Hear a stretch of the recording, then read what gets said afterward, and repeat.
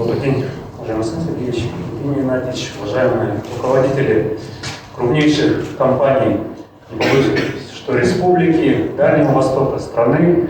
Я понимаю, как тяжело в конце года, когда вы вместе с коллективами работаете над тем, чтобы поставить очередные действительно исторические рекорды, но надеюсь, что время, которое вы проведете здесь, на этой площадке, оно позволит нам выработать правильные решения для дальнейшего правильного поступательного развития каждой отрасли, которую вы здесь сегодня представляете. И очень важно, спасибо еще раз Александру Сергеевичу и Евгению Геннадьевичу, что мы вместе обсуждаем не только проблематику, но задачи и такое непростое время именно перспективы и промышленности, и геологоразведки, соответственно. Трудный ли или сложный путь проходит наша промышленность? Я буквально кратко несколько основных вех отмечу, которые были нами вместе, нашими предками, людьми, которые вложили свои средства в геологию, в промышленность. Вот хотел бы для всех здесь обозначить. 400 лет назад, вот, когда говорят, с чего же начиналась горная добыча в Якутии, как ни странно, здесь можно обозначить такие направления, как соль. Все знают сегодня это месторождение на реке Кимпингае. Это железная руда, когда 300 лет назад небольшим, недалеко от Якутска, основан был Камгинский железоделательный завод. 260 лет назад были найдены свинцово-серебряные руды по реке Индыбал. Вот мы буквально на прошлой неделе обсуждали с нашими компаниями дальнейшую работу на этих месторождениях. В конце 20 века, 19-го даже, 1899 началась золотодобыча на Учуре. И, соответственно, вот важная веха для нас – это 1922 год, когда в решении о создании Якутской ССР был обозначен пункт о создании Народного комиссариата торговли и промышленности.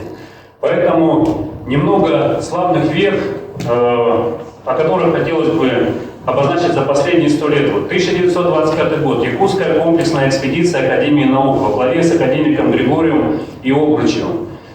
1946 год. Вот хотелось показать несколько карт. Вы видите, 226 объектов, 100 тонн золота, то есть те запасы, которые были уже ориентиры. И вот начинается динамика.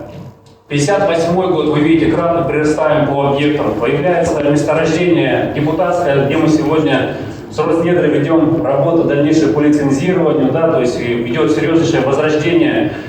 Идет вот Усть-Вилюйское газовое месторождение открытие, и мы, соответственно, говорим с вами о 50-летии, в этом году отмечали газификацию нашей республики.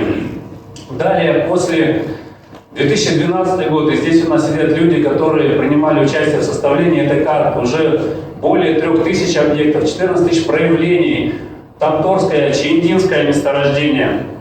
То есть кратный прирост, это как раз говорит о том, что даже в самые тяжелые годы для страны, годы гражданской, годы Великой Отечественной войны, серьезнейшее внимание уделялось вопросам геологоразведки. 2022 год, более 35 миллиардов рублей вкладывается в геологоразведку. В первую очередь вот теми компаниями, организациями, которые сегодня участвуют в нашем форуме.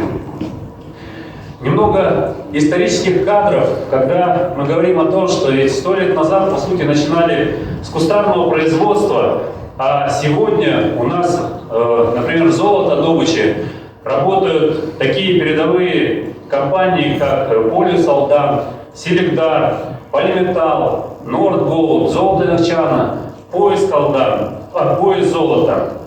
Мы говорили о ударном строительстве крупнейших инфраструктурных проектов, магистральный газопровод «Сила Сибири», Восточная Сибирь, Тихий океан.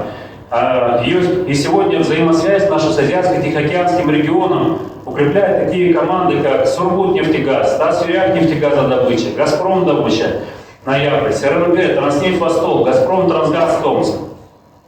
Кстати, отмечу, газификация у нас сегодня 105 населенных пунктов, и наша национальная газовая компания «Сахатоснефтегаз», Александр Сергеевич, разрешите доложить, с опережением на 64% реализует программу президента по социальной газификации.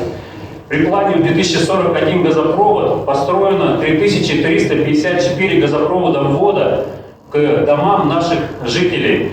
Соответственно, и более чем 2500 семей Якутии только в 2022 году бесплатно подключены к газу. Отдельно отмечу руководство Чурапчинского УЛУСа. Это показатель еще один отраслевой, это рекорд для страны, который в 4 раза перевыполнил задачу по социальной газификации. Отмечу, конечно же, наши угольные компании.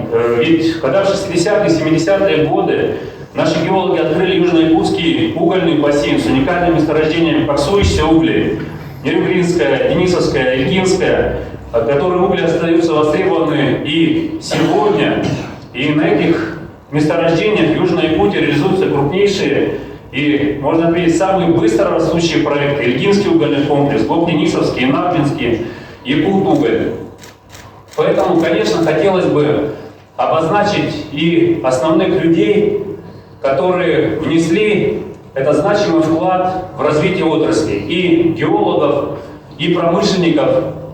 Этот перечень, конечно, можно было бы продолжать бесконечно, но, тем не менее, геологи-первопроходцы Обручев, Кац, Смирнов, Серпухов, Попугаева, Сарсацкий, Архипов, Затеев, Эрнст, Каримова, Ларзина, Минкин. Хотел бы сказать о наших и генералах, и ветеранах золотодобычи: Тарабукин, Колодезников, Десяткин, в угольной отрасли Первенцев, Столыпин, Тараскин, Ждамиров, Баулин, в алмазодобыче Тихонов, Солдатов, Желябин, Рудаков, Нефтегаз, Борис Арнов, Попов, Богданов, Черемкин. И этот список, он действительно можно и нужно продолжать. И, надеюсь, эти ветеранов мы обязательно вспомним на сессии. Но наш форум хотелось бы посвятить в первую очередь выработке решений, которые зададут вектор на следующие десятилетия, следующее столетие и республики, и промышленности. Что сделано было за годы, какие объемы были добыты. Эти цифры еще не звучали, поэтому вы видите, добыча в почти 2,7 миллиарда карат, по олову более 560 миллионов тонн угля, более 2000 тонн золота, более 110 миллионов тонн нефти, 171 миллиард кубометров газа. И эта работа будет продолжена, но, конечно же, при серьезнейшей работе по восполнению, по развитию минеральной сырьевой базы. Я думаю, вот мы и с институтами, ведущими и научными, с нашими представителями образовательной школы обязательно должны уделить этому направлению серьезнейшей работы.